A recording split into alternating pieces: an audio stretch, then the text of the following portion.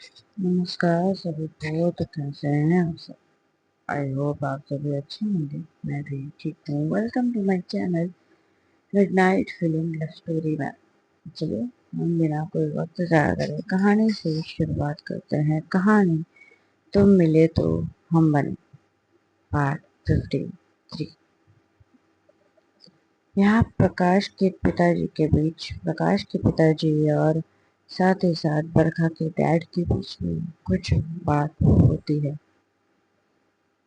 जो कि बहुत ही गंभीर थी। कुछ बरखा के रिलेटेड, कुछ प्रकाश के रिलेटेड बात होती है, जिससे बरखा के डैड बोल पड़ते हैं कि ठीक है, मैं एक बार बरखा से बात करूंगा इस चीज के लिए।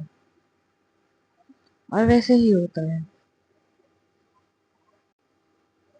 और वो क्या करते हैं, घर के अंदर आ जाते हैं। दूसरी तरफ यहाँ पर रोशनी, प्रतिभा, सभी लोग अपने अपने घर पे जा चुके थे। निकाशा भी, रोशनी अपने घर पे जाती है। आई मीन रोशनी प्रतिभा के साथ उसके घर पे जाती है, तो उसका बहुत ही अच्छे से गृह प्रवेश होता है। एज इन जैसे कि उसको बहुत वो जो कलश होता है उसको पैर मार के अंदर जाती है और बड़े ही प्यार से उसका प्रवेश किया जाता है। जाती है, थोड़ा सा फ्रेश होती है और फिर उसके बाद नीचे आ जाती है अपने फैमिली वालों के साथ टाइम स्पेंड करने के लिए। प्रतिभा की दादी बहुत खुश थी रोशनी को देखकर। कहीं ना कहीं रोशनी भी बहुत खुश थी प्रतिभा के दादी से बात करके। रोशनी के पास एक फैमिली की हमेशा से उसको कमी थी, जो कि प्रतिभा ने कंप्लीट करी थी। दूसरी तरफ यहाँ पर बरखा, वो सबको छोड़ने के बाद अपने कमरे में जाती है। अपने कमरे में जाने के बाद वो कुछ सोच रही थी कि अब क्या करना है आगे। बहुत सारी चीजें उसके दिमाग में चल रही थी। तभी उसके कमरे में यहाँ पे बुआ जी से कुछ बात करने पे तभी उसके कमरे में यहाँ पर प्रकाश आता है। प्रकाश आता है तो देखता है कि बरखा कुछ सोच रही है। एक्चुअली उसके डोर खुले थे तो वो बाहर ही खड़ा था और वो देख रहा था कि बरखा कुछ सोच में डूबी हुई है। क्या सोच रही है पिताजी?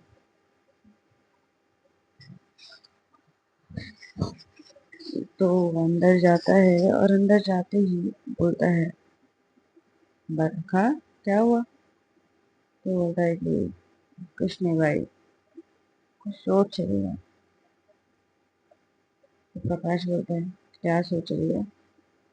तो बोलता है कि भाई, मैं सोच रही हूँ कि मैं खुद का एक बिजनेस शुरू करूँ। जैसे ही प्रकाश ये सुनता है तो बोलता है कि ये तो बहुत अच्छी बात है, बता कैसे करना है, मैं तेरी पूरी मदद करूंगा। तभी बरखा बोलती कि नहीं भाई, ये बिजनेस मुझे खुद से शुरू करना है। हाँ मुझे पता है बहुत सारी चीज़ों के इन्वेस्टमेंट्स सब चीज़ें लगेंगे। तभी प्रकाश बोलता है, तू ना इन्वेस्टमेंट की चिंता मत कर, तो बस बता किस चीज़ का बिजनेस शुरू कर रही है। तो बोलती है कि भाई देखते हैं, थोड़ा सा वक्त दीजिए, मैं भी इस बारे में अभी सोच ही रही हूँ। इस बारे में कोई भी श्योरिटी मेरे पास है नहीं। तभी प्रकाश बोलता है कि ठीक है, तुझे जो सही लगे तो कर, मैं तेरे साथ हूँ। इतना बोलकर वो लोग कुछ और भी बातें करते हैं।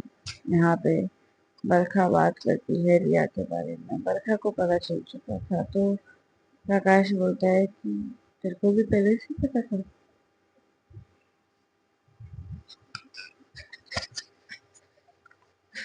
तभी बरखा बोलती है कि पता तो था, आपको और रिया को मैंने बहुत बार देखा था, ऐसे साथ में नहीं देखा था लेकिन एक दूसरे को ऐसे देखते हुए देखा था। तभी समझ में आ गया था। मैं वेट कर रही थी कि आप तब सामने से आके बात करो तो इस बारे में। तो बोलता है कि ओके, मतलब घर में सबको पता था।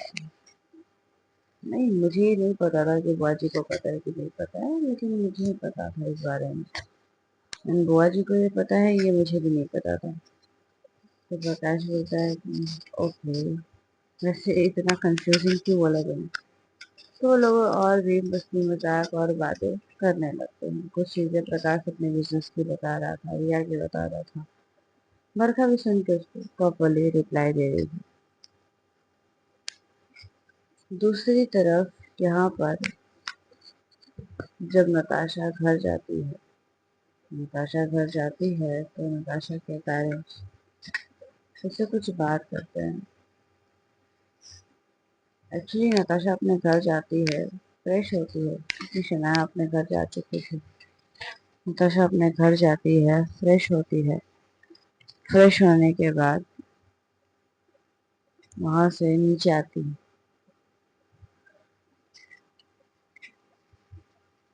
अपने फैमिली वालों के, अपने मम्मी पापा के पास। जैसे ही वो आती है तो देखती है कि यहाँ पे उसके मॉम एंड डैड बैठे हुए हैं। तो जैसे ही इसमें होता है तो नताशा बोलती है कि क्या हुआ है, एक बात बताओ, आप लोग कुछ सोच रहे हो, मुझे घर से निकालने की तैयारी तो नहीं कर रहे हो ना? तभी यहाँ पे उसके डैड बोल पड़ते हैं, बेटा अगर निकालना होता ना तो हम ना ये सोचते नहीं। वैसे तुम्हारी हरकतें तो वैसी है, लेकिन अब क्या ही कर सकते हैं, अनफॉर्चुनेटली तुम हमारी ही औलाद हो, तो निकाल तो सकते नहीं है। नताशा बोलते हैं कि डैड ये तो बहुत गलत बात है। तो उसके डैड बोलते हैं क्या बैठो इधर। तो वो जाती है, बैठती है, उसकी मम्मी उसके सर पे सहलाती है और बोलती है कि सब ठीक है। तो नताशा अपनी मम्मी को घूरते हुए देखते है और बोलते है कि मेरे लाइफ में कुछ बुरा हुआ है? तो बोलते हैं कि वैसे हम तुम्हारे और शनाया के बारे में सोच रहे थे।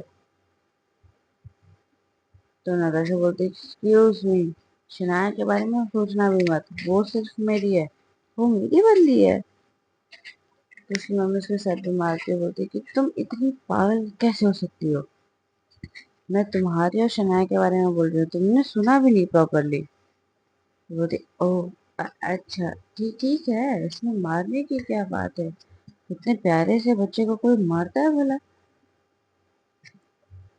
तो बोलती है कि सुनना नहीं चाहोगी क्या सोच रहे थे? तो बोलते हैं कि जो सोच रहे थे वही बता दो, अब क्या सोच रहे थे? तो उसकी मम्मी बोलती है कि हम सोचे थे कि तुम लोग पहले कुछ कर लो, फिर उसके बाद हम तुम्हारी शादी करवा दें। कहीं ना कहीं शनाया के मॉम का भी यही थॉट है। दशा बोलती है कि अच्छा, ओके, वैसे मैं भी उसके लिए कुछ करना चाहती थी, और मैं चाहती हूँ कि उसके घर वालों के जब सामने जाऊँ शादी का उसका शादी का सारी चीजें लेकर, तो मैं कुछ वेल सेटल्ड रहूँ। मैं भी चाहती हूँ कि मैं भी कमाऊँ, ताकि मैं लाइफ में हमेशा नताशा को खुश रख सकूँ, शनाया को। तभी उसके डैड बोलते हैं कि अच्छी सोच है। उसकी मॉम बोलती है कि ठीक है, तो क्या करने का प्लान है? बोलती है कि मुझे तो समझ में आ नहीं रहा है, क्या करूं? तभी उसके डैड बोलते हैं कि पता नहीं कितनी बार बोला है, मेरे साथ चलो ऑफिस, जहाँ पे मेरा जो बिजनेस है, मैं चाहता हूँ कि अब वो तुम भी संभालो। तो वो बोलती है कि ठीक है डैड, ऐसा ही होगा, और मैं देखती हूँ क्या हो सकता है, मैं अभी आपके साथ कल से ऑफिस चलूंगी। तो वैसे ही होता है, और यहाँ पर नताशा जो थी वो खुशी खुशी अपने कमरे में चली जाती है। लेकिन वो ये बात शनाया को बताना भूल जाती है कि उसकी कल वो उसके डैड के ऑफिस जाने वाली है। जब ये होता है, दूसरी तरफ यहाँ पर बरखा के घर पर सलोनी बुआ जी मिलकर बहुत सारी चीज़ों की तैयारियां कर रहे थे, खाना पीने की एंड बहुत सारे काम कर रहे थे। दूसरी तरफ बरखा और प्रकाश की बात हो जाती है तो ये लोग भी नीचे आ जाते हैं। नीचे आने के बाद कई सारी बातें इनके बुआ जी सबके बीच में होती है, लेकिन बुआ जी और बरखा के बीच में अभी भी बहुत सारी चीजें शॉर्ट आउट नहीं हुई। प्रकाश ये चीज अच्छे से समझ रहा था और वो इतना समझ चुका था कि अगर ये चीजें शॉर्ट आउट करनी है तो एक बार बरखा को उसके बुआ जी से बात करनी पड़ेगी। लेकिन वो बात करवाऊं कैसे, ये सोच रहा था। यहाँ पे सलोनी प्रकाश की तरफ देखती है और बोल पड़ती है कि भाई क्या हुआ। तो बोलता है कि कुछ नहीं, मैं तो ये बोलते हैं ठीक है। फिर उसके बाद कुछ देर बाद अब खाना खाने का टाइम हो चुका था। जैसे ही ये होता है कि सभी के सभी लोग डिनर टेबल पे आते हैं डिनर करने के लिए, साथ में बैठ कर खाना खा रहे थे यहाँ पर। और एक सबसे अच्छी बात होती है कि यहाँ पर आज डिनर टेबल पे सभी के सभी मौजूद थे। बरखा के डैड, प्रकाश के डैड, बुआ जी, प्रकाश, नाया, सॉरी सलोनी, बरखा, सभी मौजूद होकर खाना खा रहे थे। लेकिन कोई कुछ बोल नहीं रहा था क्योंकि बरखा को शोर पसंद नहीं। एक साइलेंट पूरे टेबल पे था, बहुत ही साइलेंट। बरखा क्या करती है, खाना खाते वक्त सलोनी का राइट हैंड, जिससे सलोनी खाना खाएगी, वो हाथ पकड़ लेती है। तो जैसे ही वो, और ये टेबल के नीचे से वो पकड़ लेती है, तो जैसे ही ये होता है तो सलोनी एक बार बरखा को बड़े घूर के देखती है और बोल पड़ती है कि आंखों से ही बोलते है कि हाथ छोड़ो। तभी बरखा ना में होने का इशारा देती है, फेस पे एक सरकास्टिक सी स्माइल लेकर ना करने का इशारा करती है। तभी सलोनी बोलते कि हाँ हाथ छोड़िए ना, खाना कैसे खाऊं। तो बोलते कि नो। अब सलोनी के पास और कोई ऑप्शन बचता नहीं है। वहां पे सभी लोग मौजूद थे तो सलोनी यहाँ पे कुछ कर सकती नहीं थी। तो वो क्या करती है, अपने लेफ्ट हैंड से खाना खाने लगती है। तो जैसे ही ये होता है तो यहाँ पे बरखा की बुआ जी ये चीज देखती है और वो बोल पड़ती है, बेटा तुम बाएं हाथ से खाना क्यों खा रही हो। तो बोलती है कि कुछ नहीं बुआ जी, वो कुछ नहीं। तो बोलते हैं कि अब तो बुआ जी मत बोलो। तो बोलते हैं कि जी आदत नहीं है। तो बोलते हैं कि ठीक है। और वैसे ही होता है। लेकिन यहाँ पर बरका उसका हाथ छोड़ ही नहीं रही थी। अब सलोनी थोड़ी सी इरिटेट होके, उसके जो नाखून थे वो बड़े थे, तो वो थोड़ी सी वो क्या करती है, बरखा के हाथ में एक चिमटी काटती है, जिसकी वजह से बरखा आउच। तो सलोनी बोलती क्या हुआ बरखा, सब ठीक है। तो बरखा बोलते कि हाँ, वो मुझे चींटी ने काट लिया। ये सलोनी को देखते हुए कहती है। तो जैसे ये होता है तो सलोनी थोड़ी सी गुस्से में उसको देखती है, क्या मैं तुम्हें चींटी नजर आ रही हूँ। प्रकाश ये दोनों की सारी हरकतें देखकर हंस रहा था। बुआ जी भी समझ गई थी। बुआ जी बोलती कि बरखा क्या हुआ, कौन सी चींटी ने काटा। तो बोलते कि नहीं वो कुछ नहीं। यहाँ पे जो बरखा के डैड थे वो चुपचाप अपना खाना खा रहे थे और ये सारी चीजें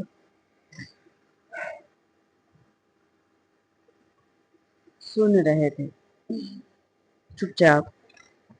उनका कुछ भी ज्यादा रिएक्शन था नहीं सब पे।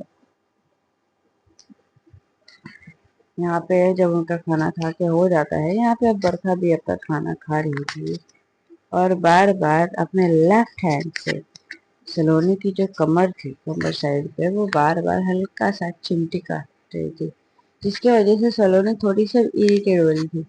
और वो क्या करती है, बरखा के पैर पे जोर से मारती है अपने सैंडल से, क्योंकि उसकी सैंडल हील थी और वो हील वाले सैंडल से बरखा के पैर पे जब मारती है तो बरखा बोलती, आई लग गई, लग गई, लग गई, आई। जैसे ये होता है तो यहाँ पे प्रकाश भाग के आता, बोलता है कि क्या क्या हुआ बरखा? तो बोलता है कि कुछ कुछ नहीं, कुछ नहीं भाई, कुछ नहीं, ठीक नहीं मैं। बरखा हुआ क्या है? अरे कुछ नहीं बोला ना भाई, जाके खाना खाओ ना। तो यहाँ पे प्रकाश बोलते कि अजीब है, और फिर वो जाके बैठ जाता है। यहाँ पे सलोनी को बड़ी हंसी आ रही थी बरखा की इन सारी हरकतों से। बरखा सलोनी को एक बार थोड़ी सी गुस्से से दिखती है घूरते हुए। सलोनी भी एक सरकास्टिक से स्माइल देती है। तभी वहां पे बरखा के जो डैड थे वो बरखा को बोलते हैं कि मुझे तुमसे कुछ बात करनी है, खाना खाने के बाद स्टडी रूम में आओ। और वैसे ही वो बोलकर खाना खाते, उनका खाना खाते हो चुका था और वो चले जाते हैं। अब धीरे धीरे सबका खाना हो चुका था, लेकिन सब लोग ये सोच में थे कि क्या बात करने वाले हैं सलोनी के डैड। तभी सलोनी, रोशनी, प्रतिभा, हाँ नाम क्या था, बरखा। बरखा क्या करती है, वो थोड़ा सा हाथ हैंड वॉश करके थोड़ी देर बाद वो भी उस कमरे में जाती है जहाँ पे बरखा के डैड ऑलरेडी पहले से मौजूद थे। वहां पे जाती है, यहाँ पे डोर पे खड़े सभी लोग देख रहे थे कि हो क्या रहा है। जब बरखा जाती है तो बरखा पूछती है कि बोलिए, क्यों बुलाया आपने मुझे? तो यहाँ पे बरखा के डैड बोलते हैं कि तुम्हें क्या लगता है मैंने तुम्हें क्यों बुलाया होगा? तो बोलते हैं कि बुलाया आपने है, मुझे कैसे पता रहेगा? तो बरखा बोलती है, तभी उसके डैड बोल, उसके सामने एक फाइल रखते हैं। वो फाइल एक बिजनेस डॉक्यूमेंट था। तो बरखा बोलती है कि ये क्या है? तो जैसे ही ये होता है तो यहाँ पे उसके डैड बोलते हैं कि बिजनेस है, बिजनेस हैंड ओवर करने की सोच रहा हूँ तो मैं, देख लो, पढ़ लो, तुम्हारे पास मैं तुम्हें फोर्स नहीं करूंगा, लेकिन अगर बिजनेस हैंड ओवर कर रहे हो तो तुमको सलोनी को छोड़ देना। मैं नहीं चाहता कि मेरे बिजनेस में किसी भी तरीके की कोई इश्यूज आए। तभी वर्षा बोलती है, हाँ वैसे ही ना जैसे कि आपने मॉम को छोड़ दिया था। जैसे ये बात होती है तो वर्षा के डैड उसको गुस्से से देखते हुए बोलते हैं कि अपनी हद मत भूलो। तो बोलते हैं कि हद, बाय द वे आपने मेरी वाइफ से जिस तरीके से बात की है ना, ये मुझे भूली नहीं हूँ मैं अभी तक, और मैं कुछ कर नहीं रही हूँ क्योंकि आप ना चाहते हुए भी मेरे डैड है। तो उसके डैड बोलते हैं कि बी इन योर लिमिट बरखा। बरखा बोलते हैं कि क्यों? तभी उसके डैड उसको फाइल देते हुए बोलते हैं कि तुम जा सकते हो यहाँ से। बोलते क्यों जा सकती हो, मेरा भी घर है, मैं नहीं जाने वाली। तो बोलते अच्छा, तुम्हारे पास 2 दिन का वक्त है, 2 दिन में मुझे बता देना कि तुम्हें क्या करना है। तो बोलते 2 दिन में क्या, मैं आपको अभी बता देती हूँ, मुझे आपका बिजनेस में कोई इंटरेस्ट नहीं है, मुझे आपका बिजनेस नहीं चाहिए। तो उसके डैड बोलते हैं कि जब तुम इस बिजनेस में इंटरेस्टेड नहीं हो तो घर छोड़ के जा सकती है। तो बरखा बोलते हैं कि अच्छा, जो इंसान खुद हमेशा घर से गायब रहता है वो आके ये ज्ञान दे रहा है कि तुम घर छोड़ के जा सकते हो। तो बरखा बोल, तब उसके डैड बोलते हैं कि भूलो मत मैं तुम्हारा डैड हूँ। तो बोलते हैं कि अच्छा, आपने कब डैड होने का फर्ज अदा किया मुझे ये बता दीजिए, कब? कोई एक दिन बताइए। जिस दिन आपने डैड होने का फैसला किया। जब मैं बीमार थी तब आप कहाँ थे? जब मैं पूरी तरीके से टूट चुकी थी तब आप कहाँ थे? जब मैं मॉम के याद कर करके रोज रोज उनको याद करके मरती थी तब आप कहाँ थे? जब मुझे फर्स्ट टाइम स्कूल जाना था तब आप कहाँ थे? तब आपको याद नहीं है कि आपकी एक बेटी भी है? अब आपको याद आ रहा है कि आपकी एक बेटी है और आप आगे बिजनेस हैंड ओवर करने के लिए, और शर्त भी क्या, मैं अपनी वाइफ को छोड़ दूं? That not possible. वो मेरी वाइफ है और मैं उसको नहीं छोड़ सकती। बरखा को नहीं पता था कि यहाँ पे सभी लोग पीछे खड़े होकर सुन रहे थे। बरखा के डैड बोलते हैं कि ठीक है, तुम्हारी मर्जी, तुम जा सकती हो। बरखा वो फाइल बेहद ही गुस्से में वहां पे पटकती है और बोलती है कि मिस्टर राव, आपको क्या लगता है कि बरखा आपके नाम से जीती है, आपके नाम से चलती है? आपका आपका नाम नहीं रहे तो कुछ नहीं हो सकता। ठीक है, 1 साल, 1 साल के अंदर बरखा अपना नाम बना के दिखाएगी। अगर नाम उसने नहीं बनाया तो वो सलोनी को छोड़ देती।